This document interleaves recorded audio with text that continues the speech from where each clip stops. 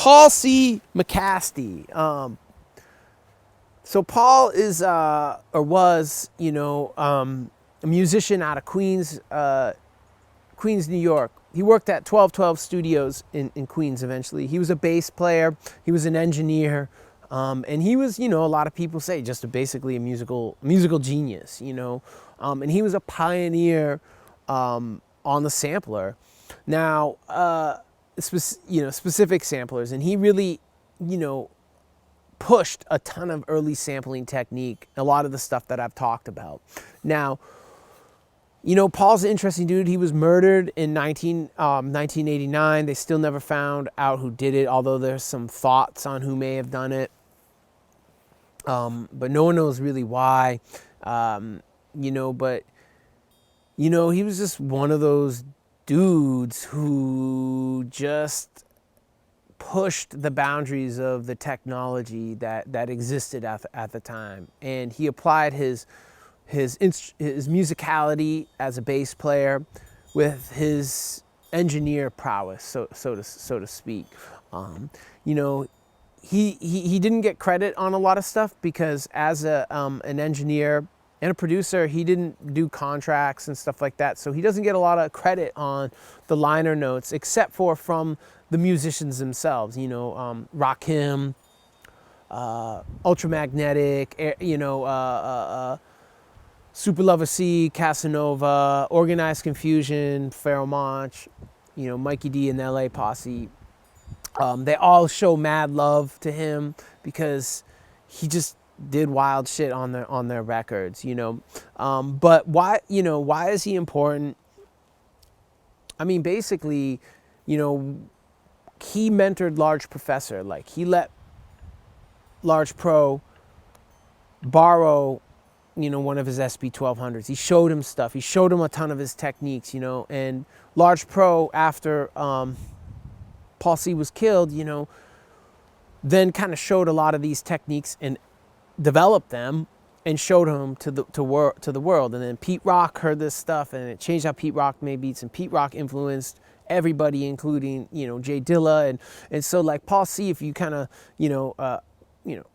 Questlove said he was like the Jay Dilla of his time in terms of what he was doing with samplers, So he's really important. Like, he really took the SP1200 or the SP12 and he pushed what those tools, those samplers could do.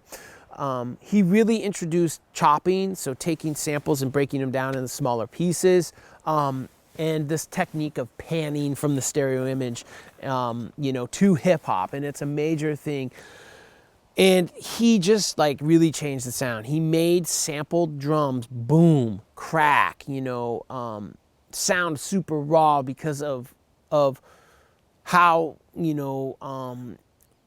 the SP1200 made sample sound in it. Because you have to understand, these samplers had their own unique engineering and filters that were in the inputs and outputs that made stuff just sound different. So he was, basically changed the sound of hip hop in the late 80s. And then his legacy and his techniques went to further change hip hop, because people like Large Professor and Pete Rock, had such a massive influence on what everybody did after that, So he really was influential. He was, meticulous about his records. He kept them all in plastic sleeves and in paper. Motherfucker would dig with like gloves on. And he also was a staunch believer in using only original pressings, because he was a sound engineer and he knew, that the original pressings, they weren't re-recordings like the Ultimate Breaks and Beats were. The Ultimate Breaks and Beats were not from original master tapes. Those were recorded from record, essentially. So they weren't from original tapes. So the original pressings were from original tapes. They were original tape masters. So it basically, again, we're talking about clay, right? A mound of clay versus a small handful of clay. So that was like a major thing for Paul, was like, you got to use OG presses because of how you could manipulate those shits in your sampler. So one of the major records of Paul C, you know, and I believe one that he actually gets credit for, is Ultramagnetic MC's Give the Drummer Some from 1988, from their album right here, Critical Beatdown. If y'all are familiar with Kool Keith, aka Dr. Doom, aka Dr. Octagon, this is his first group, major influential group from the mid-late 80s, you know, really incredible sounding record. Now, Said G, one of the MCs and producers in the group, was also one of the you know, one of these sort of uncredited heroes of beat making at the time, because he did a bunch of dope shit with the SB 1200. Him and Paul together, Paul C, you know, you'll hear a Large Pro talk about him in interviews about like what those dudes did was monumental. But you know, Paul C really was like, really pushed that. But Said G also major influence here. Paul C, you know, he engineered this whole record. He recorded this whole record and all that, and so that's real important.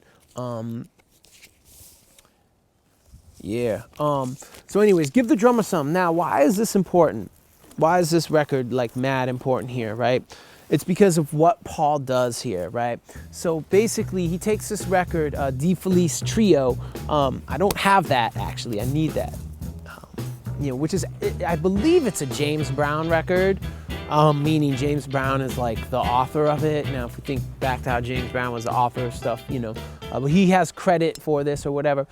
But he takes the beginning part of this and, you know, and it's just crazy, man. He takes this beginning part of D Felice Trio, and you have, you know, the drums are hard panned left, and the bass line is hard panned right, and, you know, different horn parts that he takes are all panned in the mix. And basically what he does is he separates them and he extracts them. So these are like some of the major shit that he was doing, was panning the stereo image. He also did like crazy stuff where he'd sample drums and then he'd resample them and EQ them in like really crazy ways to like make them bang. So like Give the Drummer Some is like a pounder, man. It just like really thumps super duper hard. But why it's like so important is like you have Paul C executing one of the most important techniques in hip hop, is panning. So pulling sounds out of either the left or the right channel. And the reason why he does this is, he pulls, you couldn't do much with this D Felice Trio record. There was a time, because if you sampled it and you chopped it up, when you hit the snare, you'd also hear the bass sound, and you would only hear the snare on the left and you'd only hear the bass on the right. Now, by pulling these two sounds out of the stereo image, he could manipulate and chop the drums. So when you play the drums or you play the drum loop, all you hear is the drums, right? And he could manipulate those in his own way.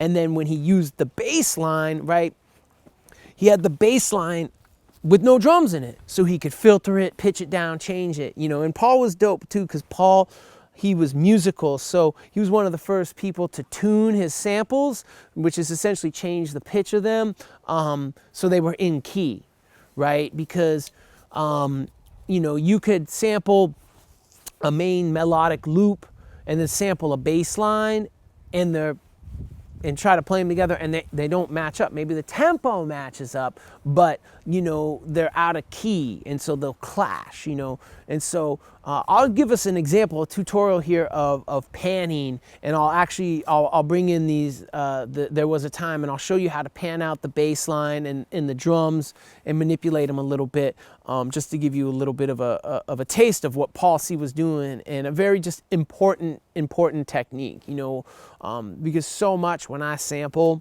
I don't sample necessarily in stereo. I'll sample in mono, so I'll sample just the left or the right, or I'll sample in stereo and then I'll pull those two tracks apart because I want, maybe there's like a horn section I want to chop up, and it was mixed in stereo. You gotta understand, when people started mixing in stereo in the mid-late 60s, they got real experimental with it. They started really hard panning sounds, so they were just on the left or just on the right, or being a little bit on the left and way on the right, you would hear it. So